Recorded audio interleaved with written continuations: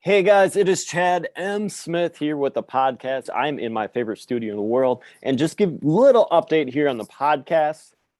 Every week, we're going to be dropping new episodes mixed from my past and mixed in the studio here with the Venture Project. So guys, stay tuned on Instagram, Facebook, all our fun social media pages. Like I said, Battle Warrior Podcast is kicking back in gear. I am in Oshkosh. We are in the Venture Project studio, guys, and we're going to come at you with a lot of big time guests. So stay tuned, guys. New content coming soon.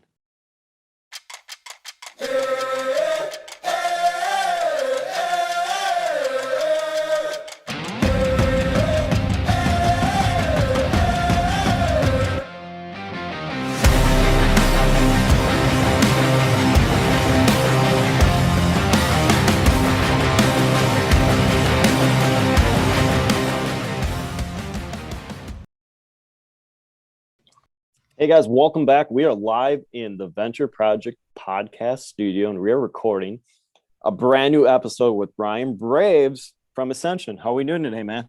Great, man. Glad to be here. Yeah, and you're noticing sounds a little bit different here, and obviously you have your mic here. We're throwing a little curveball on my end, and whatever it is playing is a little bit off, but I am rolling today with the original iPhone white Gary V headset. We'll just say it that way.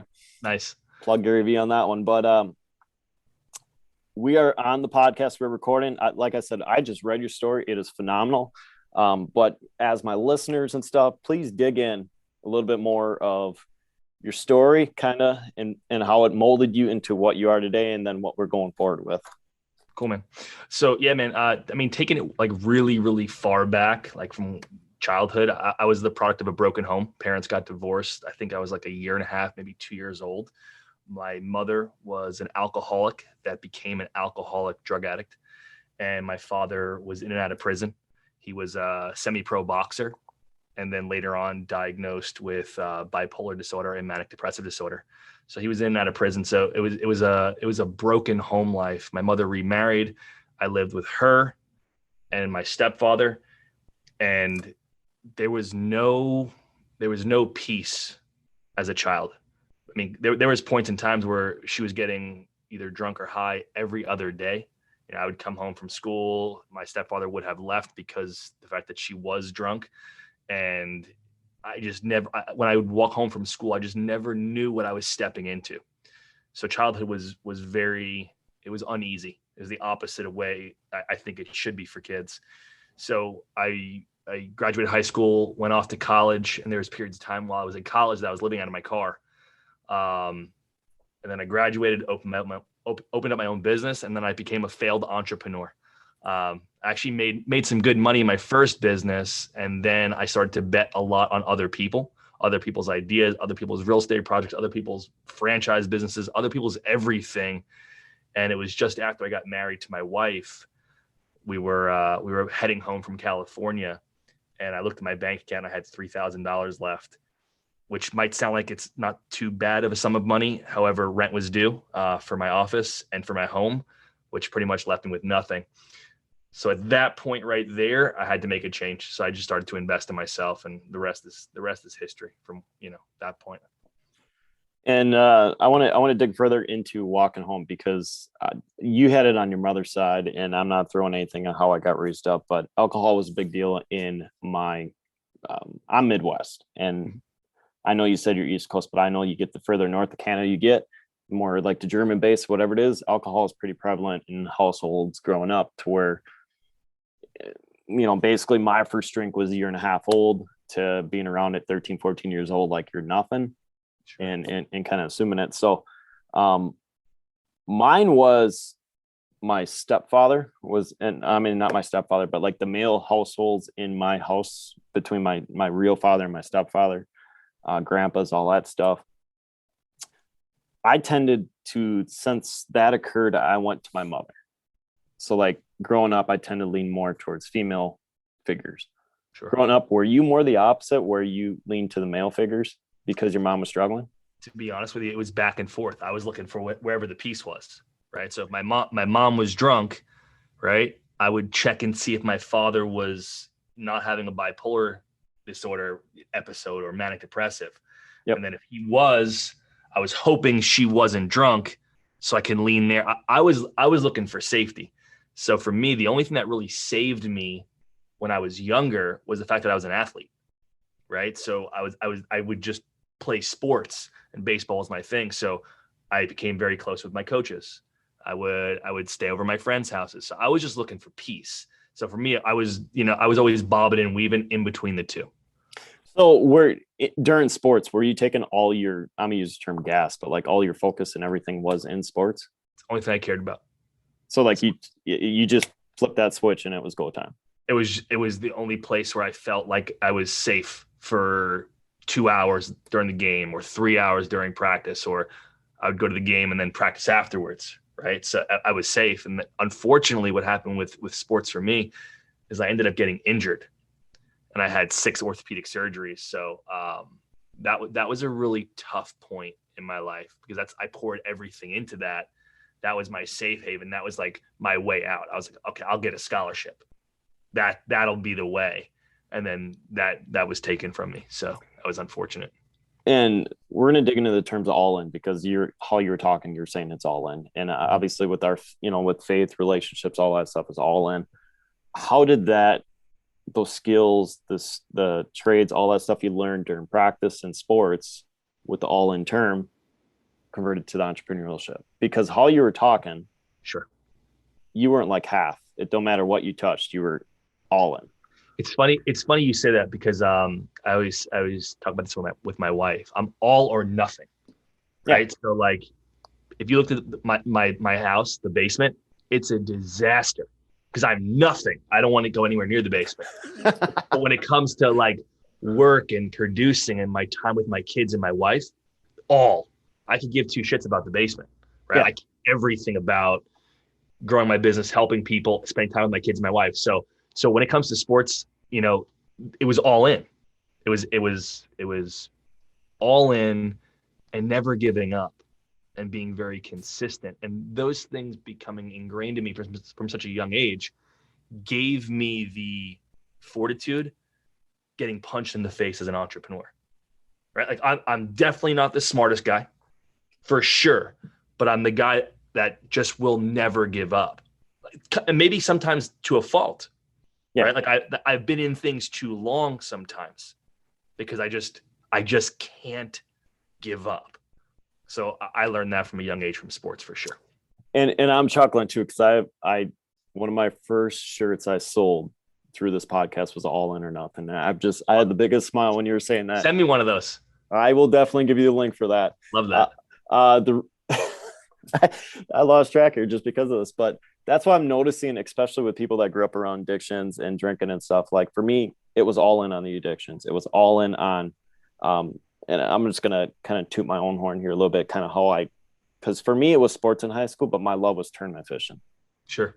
So like I would wake up at 5:30 in the morning. I would hear that 2-stroke smell from the engine, and like beep, engine fires up, and it's like you just walk into that zone. All of a sudden the zone just kicks right in. And I was be honest, I was a complete asshole. I was really driven. I didn't even care what people thought. I was going to make it. Same thing like you were saying in baseball. It just boom, boom, boom, boom, boom. And what I noticed was at that age, and now I'm clean, I'm sober and all that stuff. So I can relate back to that time frame and get back in that mindset. What I noticed is tunnel vision. The zone is like that. I'm gonna air quote the zone here, but like we as entrepreneurs or people that been through kind of the stories, how you got raised up, how I got raised up. When you get in the zone and you have that momentum, you're like unstoppable, and it doesn't even matter. Yep. And I'm gonna call it passion and love, but that's why I love being in this game. Mm-hmm.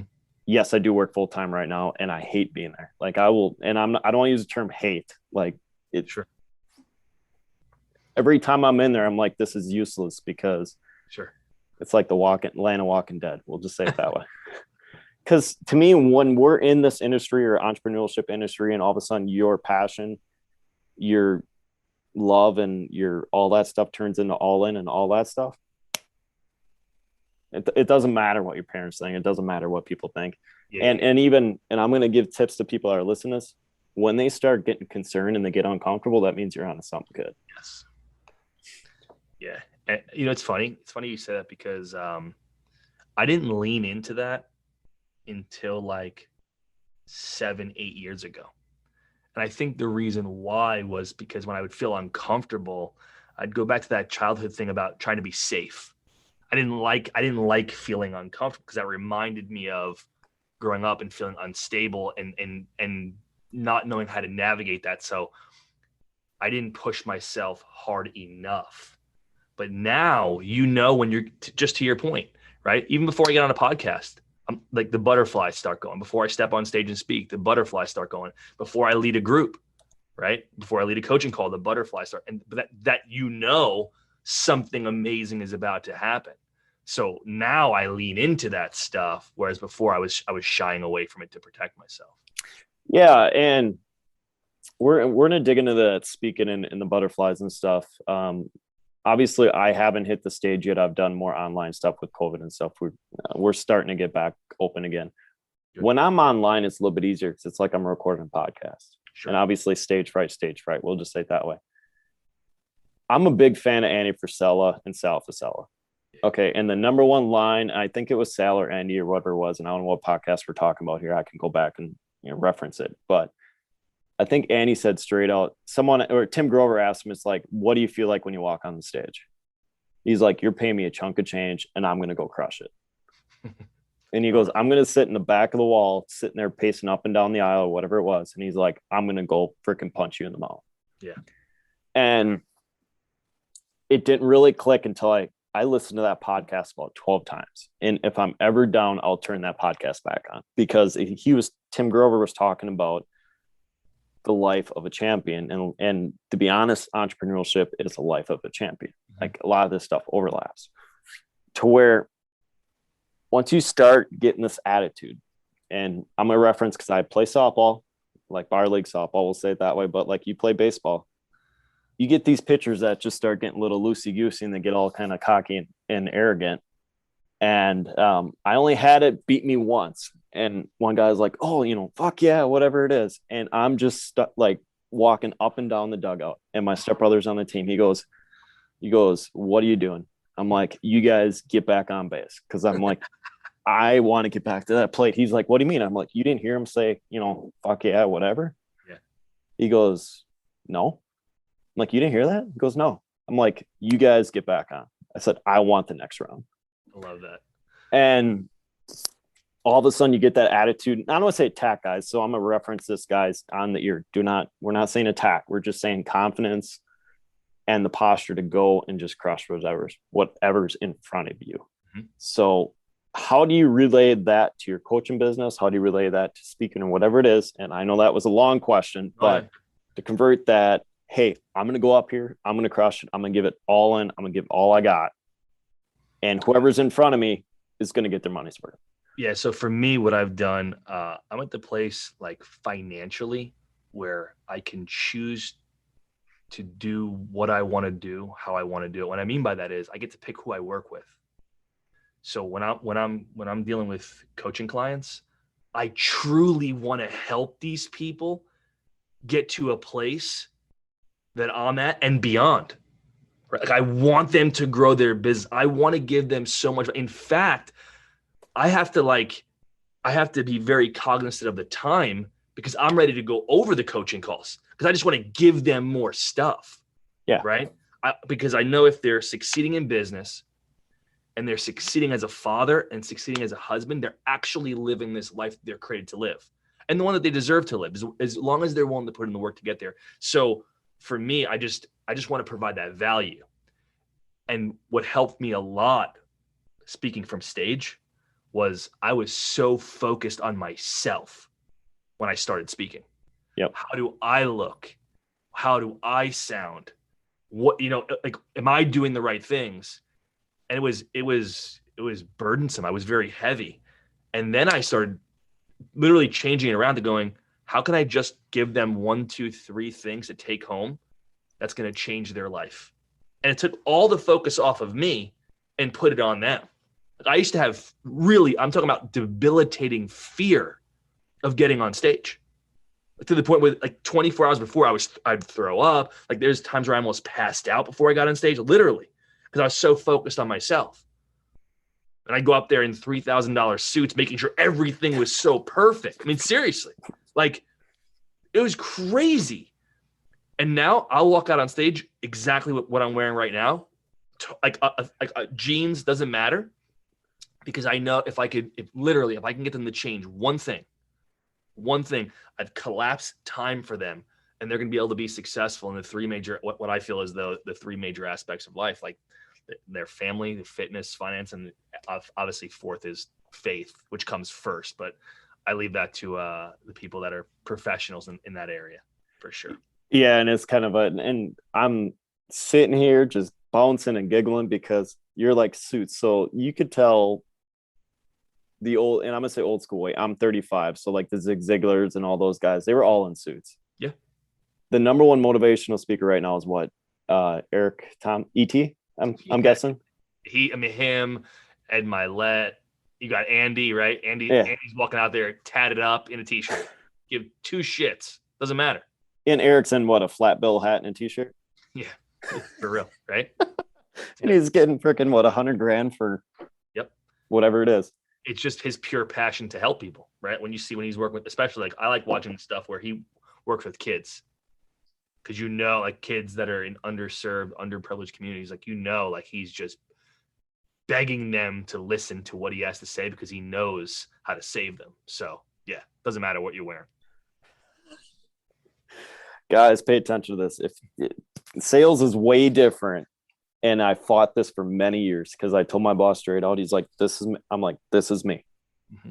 He's like, you're an insurance salesman. You need to look like insurance salesman. You got to act professional.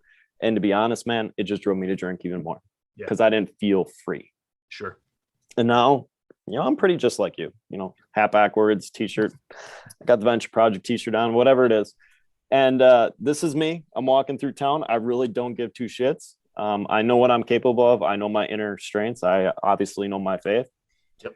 And to be honest, when it comes to certain things, I'm perfectly fine being the quiet guy in the corner and making people come to me, because it's one of those that I don't need to sit here and bark. I've been through a long, long journey in life. Mm-hmm. And if say, hey man, what do you do about this? Or what do you do about that? I will give value, or I'll give them an answer, or whatever it is. But for me, it's like when I go into church, let's jam away and listen to music, shut right down, go whatever it is. So that's attitude I have. And it's such a relief getting that freedom. Obviously, financial and all that stuff. I'm at the beginning stages of the business here. I've been running this for about a year. So everything's starting from bottom. And yes, guys, I started with nothing, like completely nothing, a computer and these headsets. So when it comes to this stuff, building it up, and especially going with baby steps or even big steps where I'm at right now, with the little modifications, I appreciate every little step of this. Yeah. It's crazy, man. It's a journey. And again, for me, what I wish I can go back to where you are and appreciate every little bit of it. Because I really didn't appreciate starting my entrepreneurial journey 14 years ago. I was like, I just kept saying, when am I going to get to, when is it going to be easy? And then what I realized 7-8 years ago, I'm like, I'll never get there because I'll always be trying to grow and improve, and I'll always be looking for different things. And then also, it'll never be easy because it's not designed to be easy. There's always going to be stuff that pops up. And when you can just change the expectations and change the mindset and be able to embrace that and then use your mind to navigate through it, it brings ultimate freedom. Like nothing really bothers me. If something goes wrong, like an employee doesn't show up, whatever it is, there's always stuff that used to crush me, my day, my week, my whatever. And now it's just like, okay, we got this. Like we've been there before. Yeah. So. And I got very lucky to roll into this journey because I went through a rough divorce and all that stuff into this journey. So it made me appreciate, okay, I got retrained, stripped down, rebuilt by a very good few friends of mine. And they said straight out, she's like, hey, first thing you do in the morning, if I'm on my normal routine, She goes, wake up, say you're thankful, give the good Lord, say a little prayer, whatever it is, and say, okay, dude, I'm alive. Let's go. And she stripped me down to that. But yeah, like I was saying with the journey from starting from scratch and all that stuff, I'm averaging, I work full time, 48 to 55 hours a week. I wake up at about 2 o'clock in the morning because right now I'm on 4 a.m.s to 2 p.m.s. And people are like, how are you not sleeping? Because I average about 4.5 hours total of sleep. It's not what I want. I'm going to sit here, look at you and wave my arms. It's just the journey I have to take right now with what's going on. Yeah. And I was on a call with a friend and she's like, you need more sleep. She goes, you've been running about 2.5 weeks of 3-4 hours a night. I looked at her. I said, yes, I'm going to crash. I already know that's going to occur and I'm going to have to shut her down one day. I totally get that. I didn't want to lose momentum. Mm-hmm. And on the other end of it is I looked at it as, okay, what does the good Lord teach me? Sure. And it's not teach me as limits. It's the, hey man, I'm giving you 4 hours because I know something down the road is going to require you to be this workload right now. Yes. So let's prep you before you get there. Love that. I mean, that's a mindset thing, man.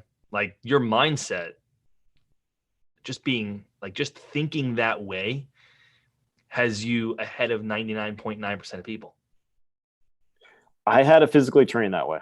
And sure. I love every bit of it. And the reason why I'm going down this route is actually in 3 more weeks, I'm running a half marathon. Awesome.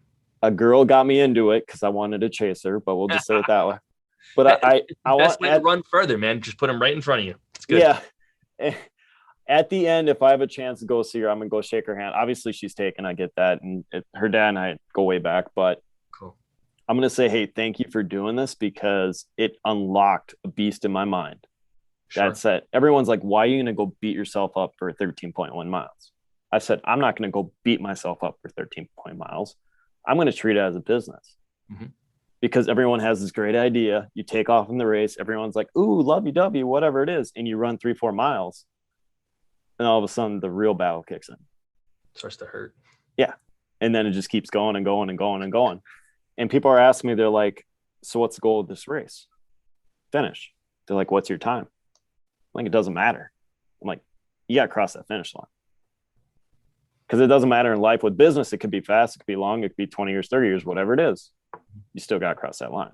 Yep. So me prepping for that woke my mind up to like Ed Milet, all that stuff, Andy Frisella, where it's like, okay, I'm going to treat this as personal development. And just like everything, some days I run 4 miles, some days I run 5. A couple days ago, I ran 1.5 because my body said, fuck this. Mm-hmm. So it's, I'm learning a lot in the last month and a half of prepping for this. But yeah, the mindset and all this stuff, I've been very blessed with a lot of very close friends that are very entrepreneurial shit spirit or own business owners, whatever it is. And I know going into my full-time job, I have to fight against all the bullshit that's in there. Sure. So like for me, it's like you're going into a union job, you're doing in a mill job, everyone's 6 to 2, whatever the rotation is. People are going to be dead. And I'm not saying dead. It's just mentally people are dead. Mm-hmm. Punch in, punch out. So my mind's like, let's just prep going in to where I can preserve all my energy when I get out. Mm-hmm. And when I get out, it's okay. Now it's my time. Let's go. Yeah. Yeah, man, for sure. So yeah, I've turned this 45-minute drive in the morning into if 95% of the time it's Eric Thomas or Andy Frisella. Yeah. Yeah, man. I mean, listen, I think it's so important. You said it before, who you surround yourself with, right? Having the blessing of being around entrepreneurs and business owners is so important. So who you surround yourself with, it's your circle. And then what you feed yourself, right? What are you putting in your ears and in your mind every single day? The only music I listen to, like at this point in my life, is Christian music. That's just me personally, right? I love listening to church songs. My kids love it. And then personal development, self-development stuff, right? Podcasts and just things that I know are going to give me the mental strength and the fortitude to push through when I don't feel like it, because that's inevitable, right? That's going to happen. So what fuel am I putting in my body for when that happens? Not if, it's just when it happens. what have I been feeding myself the whole time? And you're doing it, and you're doing it from the beginning. See, I didn't do it from the beginning. I struggled for very many years and so many business failures. That's why if I can go back, man, I would have got where I wanted to be much quicker. Us in the process. And I'm going to add this in here. So it's like us in business process. When we have the tunnel vision, we're looking down. We don't see the outside view of looking at. Mm-hmm. People that turn around, look inward, they're like, man, what happened? Because you're launched up like a rocket. Yeah. Yes. And we're just so used to this. So how do you, I don't want to say, how do you take the blinders off, but like, how do we utilize that where it's like, okay, hey, thank you. But all I'm worried about is this. Yeah. I think it's important. It's what's most important to you, right? Like what do you want to be working on? For me, again, it first and foremost, it's my family, right? My kids and my wife, and my business and serving the people that I work with. That's it. I don't really care about anything else, right? So if people notice, oh man, he's changed, he's not the same guy. Why are you doing? Like the moment I hear, why are you doing that? And I'll give you an example real quick. Why are you doing that? I'm like, oh, I'm onto something. I need to be doing that. Yeah. Right. Like you're an Andy Frisella guy, so you know. So 75 hard, right? Yep. I did it for 100 days, but I didn't read the book. I just read the stuff online, so I didn't separate my workouts by 3 hours. So I did 100 days, gallon of water, read, no cheat meals, diet, no alcohol. I don't drink alcohol anyway. 2 workouts a day. I did 1 outside. I did everything, except I only separated my workouts by about 20 to 30 minutes. Whew. And then I read the book, and Andy says specifically, like, if you don't separate them by 3 hours, you didn't do 75 hard. And I'm like, fuck.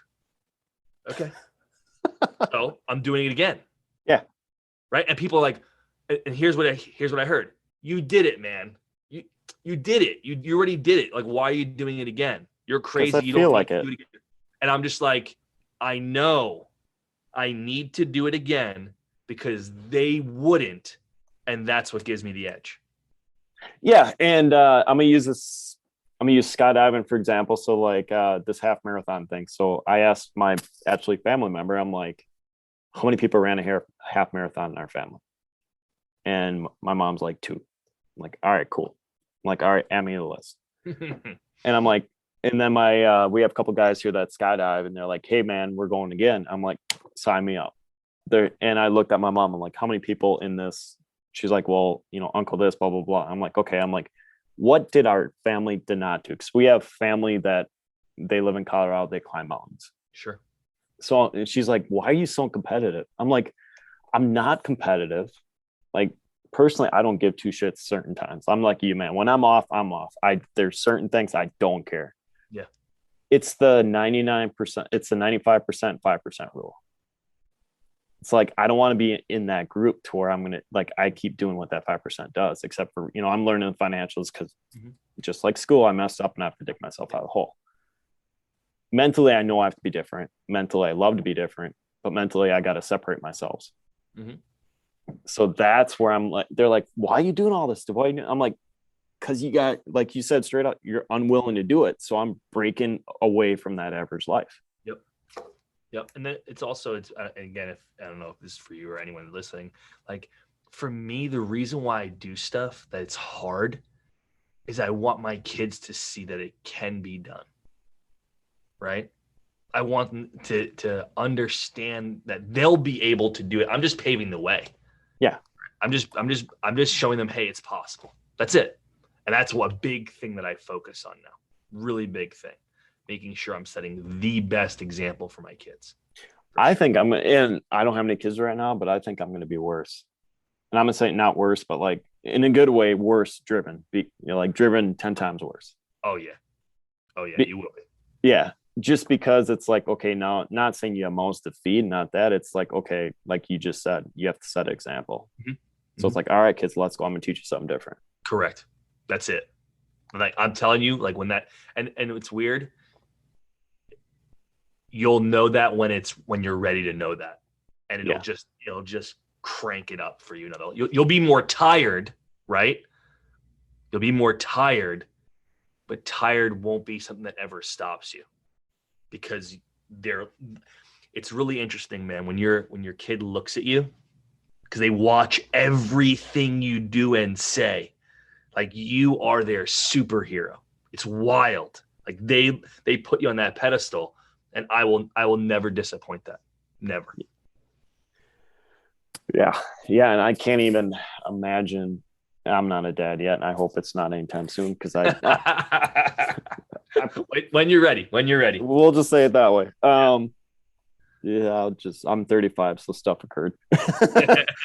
But to me, it seems like I'm an accomplished driven guy. And like I said, we're going to cut it off here pretty quick. But to me, I actually have anxiety attacks wanting to be a dad right now, not because of wanting to be a dad. It's the holy shit, I got all this stuff on my plate Yes. before Yes. I want to be a dad. Yes. Yes.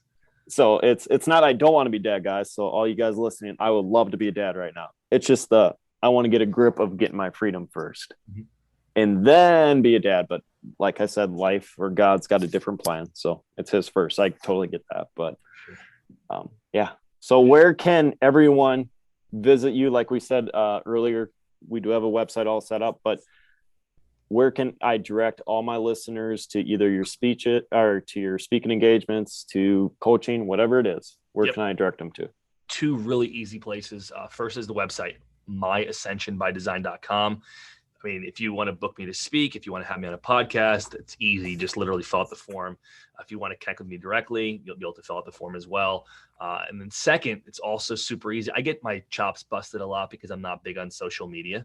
And I've stayed away from social media a lot on purpose, but I just started this thing called a private Facebook group called Ascension of the Entrepreneur. And the reason why I did that is because I believe it's an easy forum for people to ask questions. And I want to make sure, and the thing is this, I have people that work for me, but they're not the ones answering the questions. I want to assure people that I'm the ones answering the questions. So I just started. It's a fairly new group, but literally, if you have anything that you're struggling with, right, in family, fitness, finance, whatever it is, I'm going to give you my honest feedback. I'll share with you I'm very transparent. Like, you could ask me anything and I'll be totally transparent with you and share from, my failures, my fears, my frustrations, because I want people to be able to get the help and guidance and coaching they need. So that's a really easy way to do it. All you have to do is Ascension of the Entrepreneur Facebook group. I'll let you right in. You put any questions you have on there, man. It's super easy. I'd love to connect with people. Awesome, man. We're going to stop recording here. Thank you very much. And we'll go from there. Awesome. Cool, man.